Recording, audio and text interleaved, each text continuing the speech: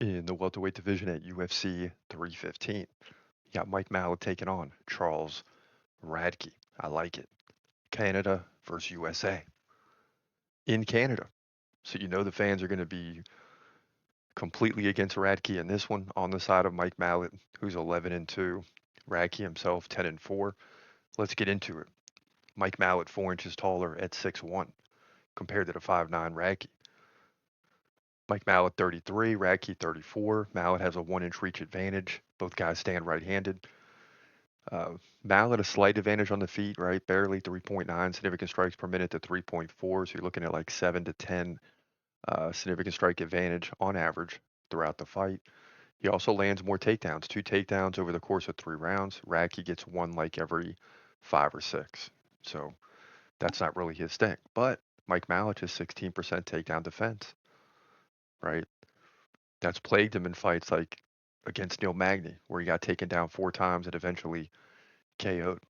But he's 5-1 in the UFC, and he's won 2 fights by submission, so he can, or 3 by submission. So if it goes to the ground, he must feel comfortable there, right? Radke 100% takedown defense, beat Semmelsberger by KO in his last fight, but lost to Carlos Prates, who's really, really good, right? Fighting Ian Machado Gary uh, several weeks prior to this fight. So, and he's in the main event. So Carlos Prates is really good, and he got KO'd in the first round, wiped that clean. He did beat Gilbert Urbina by KO and Blood Diamond by decision. So he's 3-1 in the UFC. So these are somewhat evenly matched opponents. I'm going to give the edge to Mike Malott. You know, uh, 5-1 in the UFC. Again, they're both very similar, but has shown he can win the fight by submission, KO, or decision in those 5 wins. So he's very well rounded. Uh, and Charles Radtke isn't quite as good as Neil Magny.